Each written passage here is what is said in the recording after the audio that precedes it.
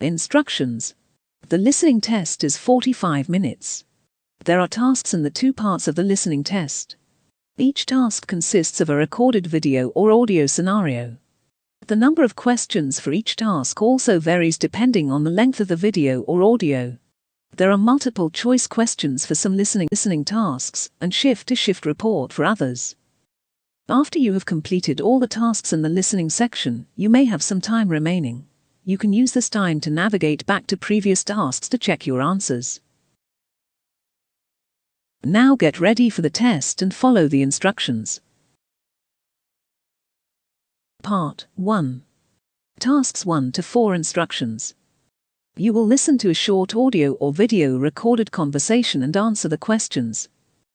While listening, select the correct answer from the options provided for each question. Task 1. Booking a follow-up appointment. You will hear a telephone dialogue between medical office assistant and the patient. You will get 45 seconds to read the questions.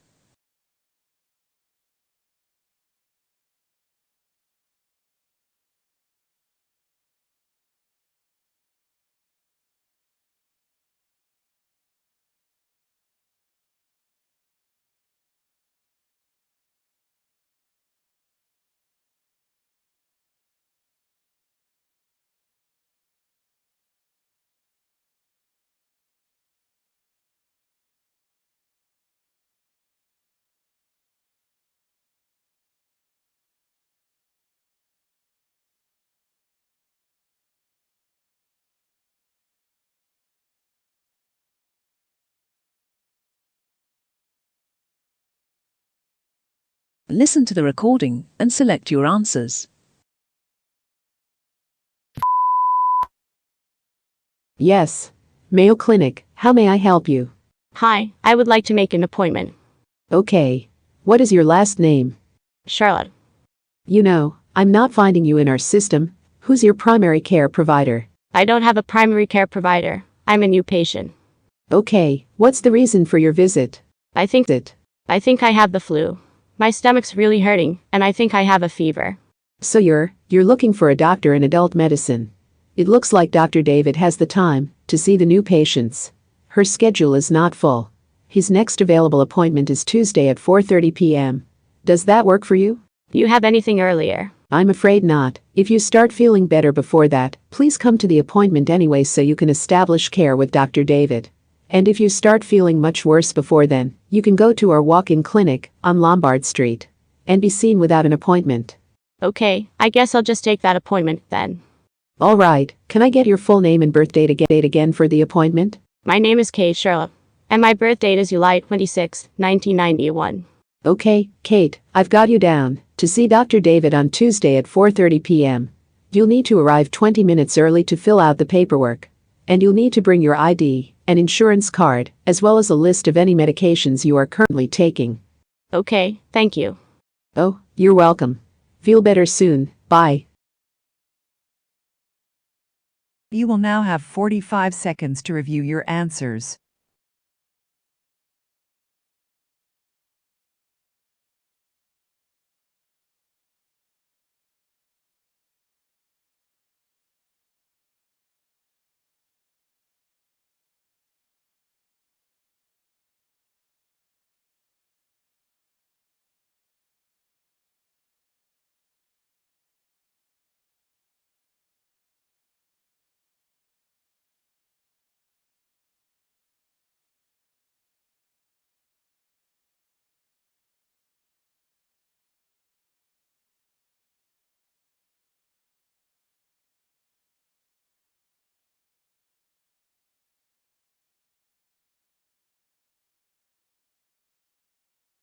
Task 2. Advice about the management of persisting problem. You will watch a dialogue between nurse and patient in a video scenario.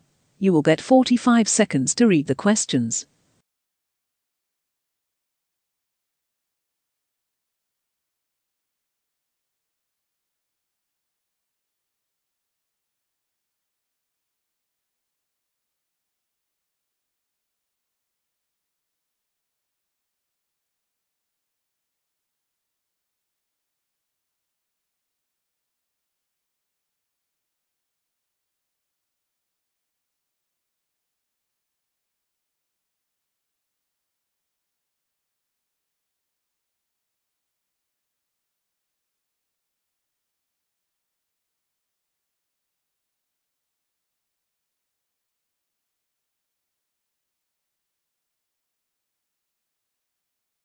Listen to the recording and select your answers.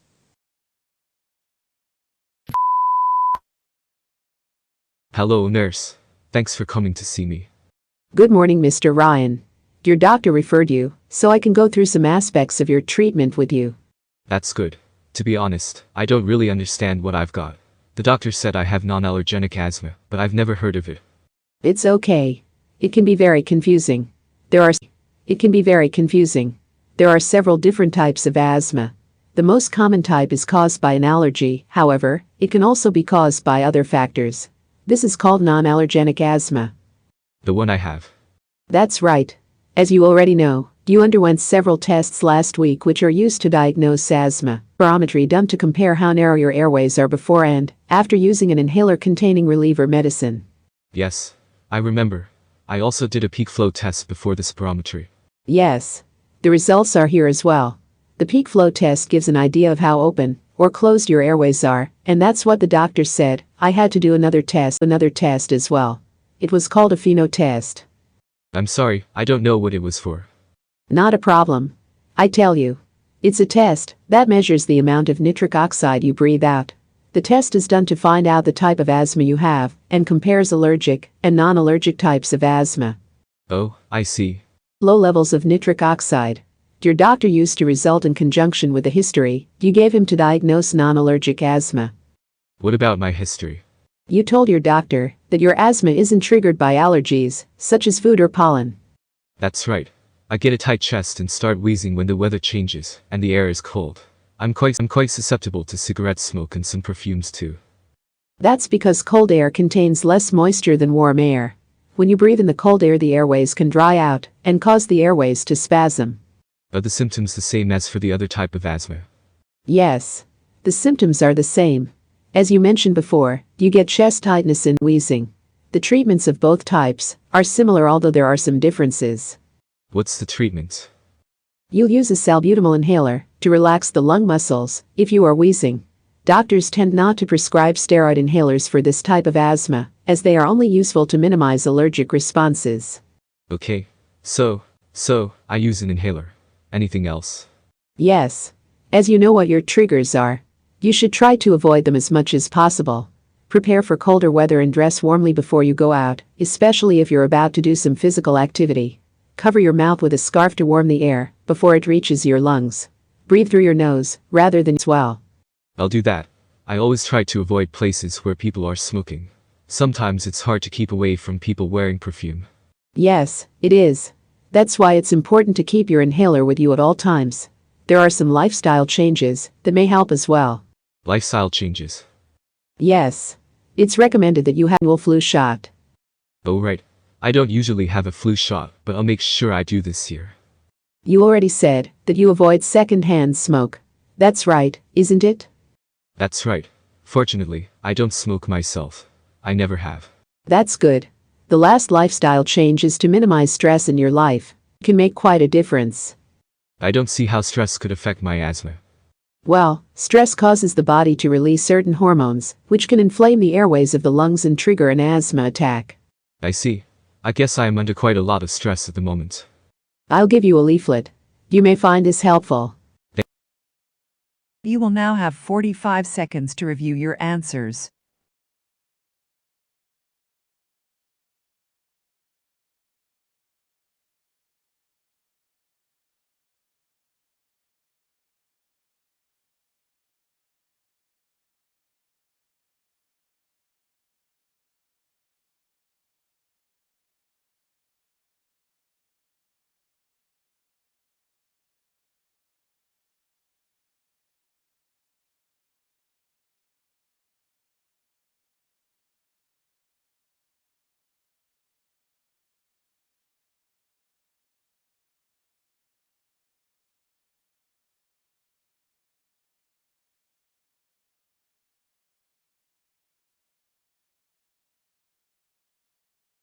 Task 3.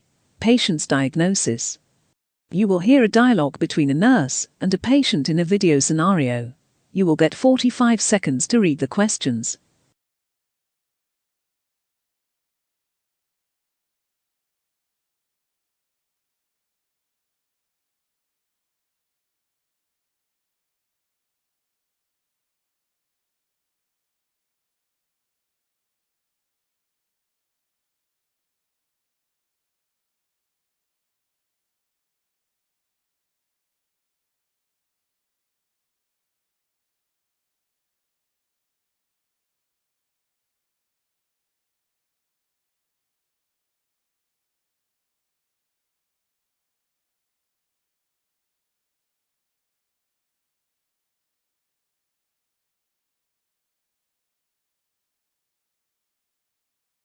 Listen to the recording and select your answers.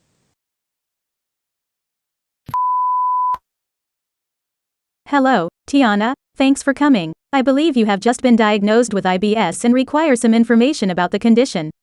Yes, that's right. I had a test and now they're saying that it's IBS. I don't really know much about it. I get what you mean. Yes, it's a lot to take in at once. In a moment, I'll explain the condition, but first, I'd like to ask you a few questions about your symptoms. Okay, that's okay. Could you tell me a little more about what's going on with your bowels? Yes, I suffer terrible abdominal cramps and pains. And it's actually quite embarrassing, because I'm constantly passing wind. And keep going to the toilet as well.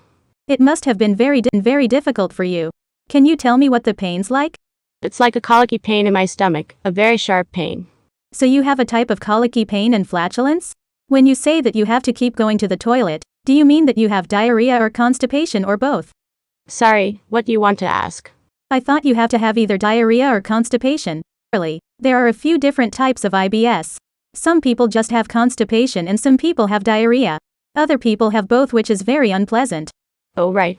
No, I just have diarrhea, but as I said before, it's not all the time. I see. How long have you had these symptoms? I've had the problem for around 2 months. Yes, it started around 2 months ago. Can you think of anything which might have triggered the first attack? I mean, was there anything different happening in your life at the time? Well, I started a new job around then. It was very stressful, especially at first. I have a lot of responsibilities and I work long hours too. So, what you are saying is that the symptoms seem to coincide with your new job. Ah yes, I suppose they did. Could it have something to do with getting IBS? Yes. It could be part of the reasons why you started having the episodes of bowel problems. When you feel tense and you can't relax, it can affect your bowels. I'm afraid that I don't know anything about IBS. I'm very confused about it at the moment, not to take in at once. I'll explain it to you now. IBS is a digestive condition, which causes uncomfortable bowel symptoms. Some people have loose, mushy stools when they have a bowel movement. Alternatively, they might have hard stools and strain when they go to the toilet. Do they know what causes it? No, the exact cause isn't known. Unlike other bowel conditions, in IBS the structure of the intestines is quite normal, but the intestines appear to be oversensitive at some time. That's what produces the bloating and intestinal spasms. I get what you mean. Yes, I'm prone to bloating. What about your eating habits? Is it possible that something is wrong with my diet? Is it true that particular worsen the condition? Could you tell me what meals I tend to eat? I've always believed that I ate a healthy diet. I try to eat a lot of vegetables, and whole grain bread is one of my favorites. That seemed like the best option, but now I'm not sure what I should eat. A small amount of fiber in your diet is important to keep your bowels moving properly, but you will need to cut out high fiber foods. It's a good idea to increase the amount of water that you drink as well. Okay. Is the fiber in my diet giving me bloating? No, the bloating tends to be from gas-producing food like cabbage, for example. I'll give you a patient information leaflet on the foods which you should avoid to make it easier. Then you can try to avoid foods which cause you problems. I get what you mean. I was told that my intestines were normal after the colonoscopy, so it was a bit confusing. It's still a mystery to me. The problem appears to be that the intestines with IBS are too sensitive, resulting in constipation or diarrhea. Oh, I see. It's the sensitivity of the bowels that is the problem.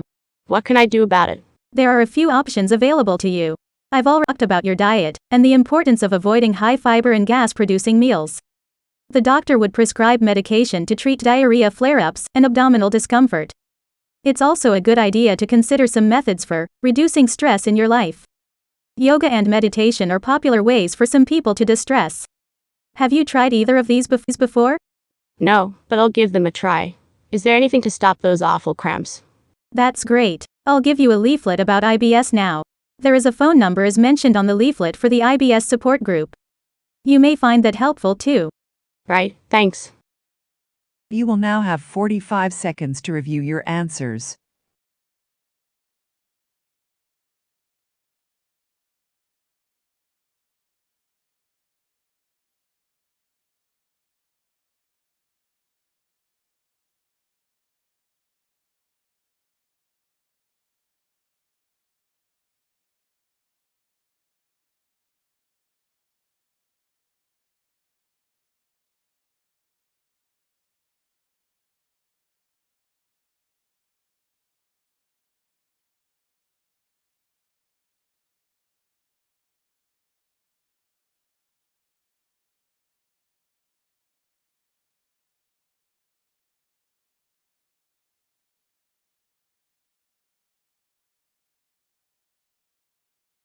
Task 4. Answering the queries. You will watch a dialogue between nurse and patient in a video scenario. You will get 45 seconds to read the questions.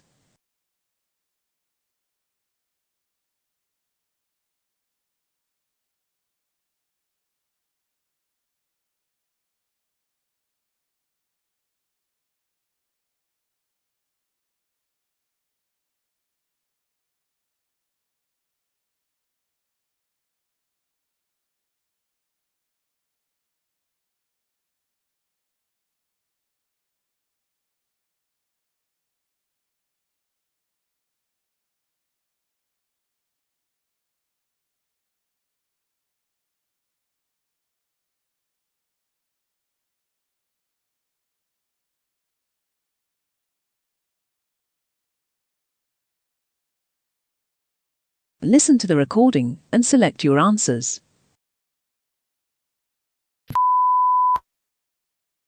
Hello, Ms. Adson. Your doctor has asked me to take a blood sample to do a test for iron deficiency anemia. Okay, can you please tell me, what's iron deficiency anemia? Is that different from regular anemia? Yeah, there are quite a few different types of anemia, but your doctor wants to check for iron deficiency anemia because of your symptoms. Iron deficiency anemia because of your symptoms. Iron deficiency anemia is a blood condition, which means that you don't have enough healthy red blood cells in your body. A type of protein in your blood cells called hemoglobin carries oxygen around the blood, so it can circulate to all your body tissues. So, how did I get the deficiency? There are two main reasons a person becomes iron deficient or anemic. The first is because of an increase in demand for iron in the body during a growth spurt, for instance during pregnancy. Alternatively, the body may need to replace lost iron during periods of heavy bleeding, such as after surgery or after heavy menstrual bleeding. But, I'm not pregnant and I haven't had any surgery lately, so that isn't right. Yeah, I mentioned that there are two main reasons for iron deficiency anemia. But, it can also be caused by a decreased iron intake or decreased absorption of iron in the body. The kind of iron that is easily taken into the body is called Hem iron. It's the kind that is found in red meat and shellfish. Non-Hem iron is not absorbed quite as well. That's the kind found in plants and supplements. As well as dietary considerations, there are some medications that can affect the way iron is absorbed in your body. Okay, that makes a bit more sense. I stopped eating meat a couple of months ago and probably didn't do enough research about other sources of iron in my diet. I'm a bit worried about having a blood sample taken. I really don't like having it done and I get very anxious when I think about it. That's okay. Some people get a bit worried before they have a blood test. So, did you had a bad experience in the past? Yes. When I was younger, I had to have a blood test. I tried to explain that I was nervous about it and worried it would hurt. The nurse just said I was being silly and that it wouldn't hurt. That made me even more tense and of course it did hurt. Oh, I'm sorry to hear that you went through an experience like that. There are a few things that I can do to make the procedure easier for you. First, to have a friend or support person with you while I take the sample. If you are here on your own, I can call a colleague who'll sit with you. Thanks for this. I came on my own today and didn't expect to have a blood test done.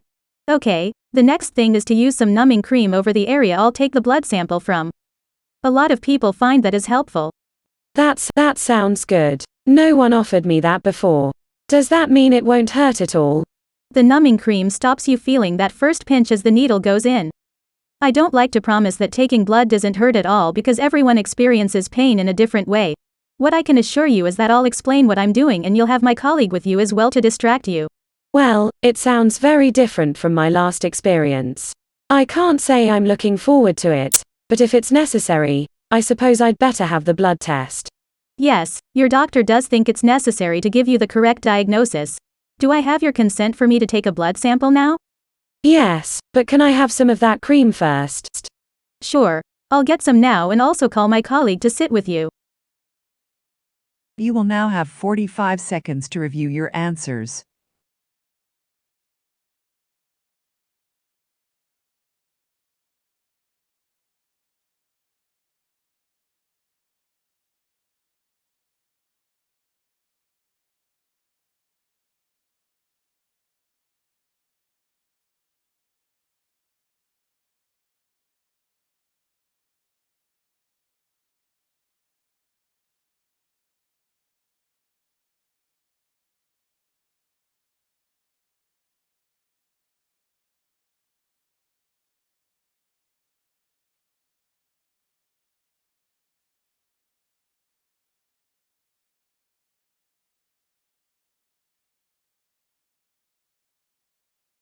Part 2.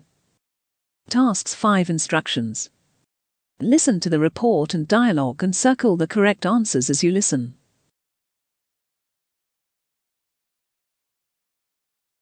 Task 5A, Shift-to-Shift Report. As you listen to the shift-to-shift report, circle the best choice for each room and patient. You will get 45 seconds to read the questions on the chart before the audio begins.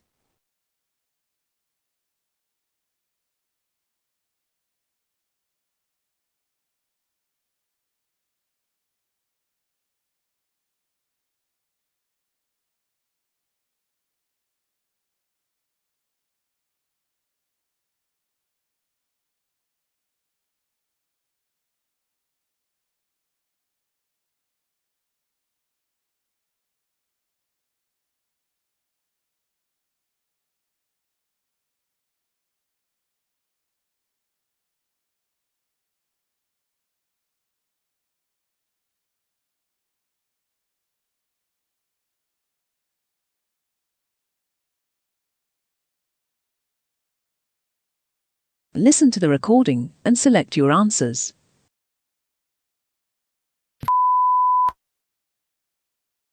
This is the evening shift report for Tuesday, August 22nd. Room 302, Mr. Robert, is stable now. He has started walking. And now he is not experiencing the problem of nightmares. His antibiotics have stopped now. Yesterday, he was complaining about constipation.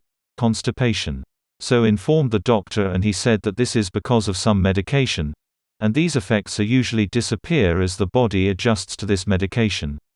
Room 303, Mr. Walker. He is recovering slowly. He is admitted to the hospital with pneumonia. But he became very aggressive and had disorganized thoughts or even delusions. We need to inform the concerned doctor about these changes. Because he is constantly talking about things that haven't happened or happened years ago. Now, room 308, Mr. Robinson, underwent ear surgery. Remove his head dressing today and apply antibiotic ointment to the incision behind the ear. We also have to check his vital signs today in the evening. Also room 346 Mr. Edward. Insulin therapy will be initiated today for treatment of his diabetes. And today he needs to shift to another room due to some electricity problem in this room. Okay. Room 348 Ms. Lewis. She has to undergo heart surgery. But she is an agitated patient and doesn't want to stay in the hospital. She is complaining about the services. So please today talk to her and make her clear her concerns. Room 352 Mr. Harris. He is improving day by day. There is no need of changing his medication. He sleeps well now. His constipation problem has gone. Well, I think that's all to report. For now, hope you have a good night. You will now have 45 seconds to review your answers.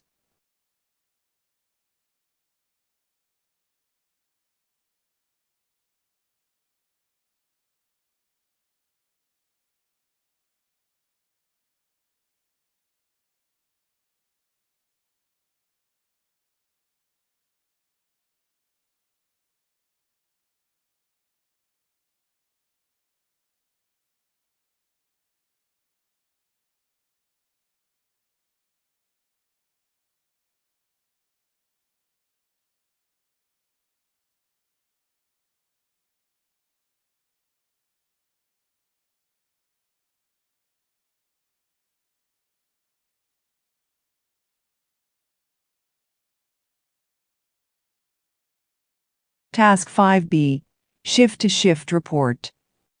Now, listen to the shift-to-shift report again, and circle the best choice for each room and patient. This time, you will need to listen for different details.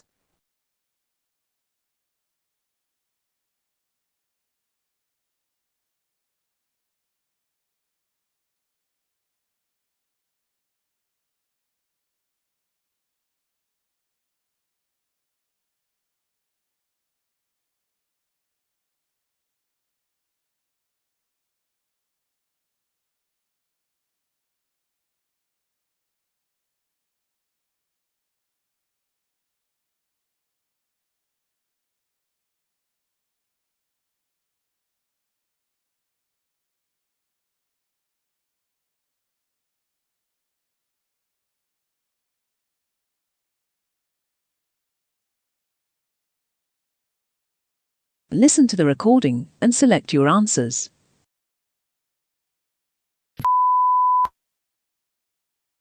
This is the evening shift report for Tuesday, August 22nd.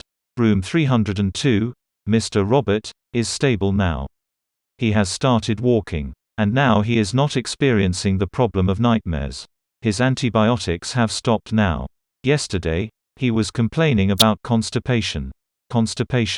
So informed the doctor, and he said that this is because of some medication, and these effects are usually disappear as the body adjusts to this medication. Room 303, Mr. Walker. He is recovering slowly. He is admitted to the hospital with pneumonia, but he became very aggressive and had disorganized thoughts or even delusions. We need to inform the concerned doctor about these changes, because he is constantly talking about things that haven't happened or happened years ago. Now, room 308, Mr. Robinson, underwent ear surgery. Remove his head dressing today and apply antibiotic ointment to the incision behind the ear. We also have to check his vital signs today in the evening. Also room 346, Mr. Edward. Insulin therapy will be initiated today for treatment of his diabetes. And today he needs to shift to another room due to some electricity problem. This room. Okay. Room 348, Ms. Lewis. She has to undergo heart surgery. But she is an agitated patient and doesn't want to stay in the hospital. She is complaining about the services. So please today talk to her and make her clear her concerns. Room 352, Mr. Harris. He is improving day by day. There is no need of changing his medication. He sleeps well now. His constipation problem has gone. Well, I think that's all to report. For now, hope you have a good night. You will now have 45 seconds to review your answers.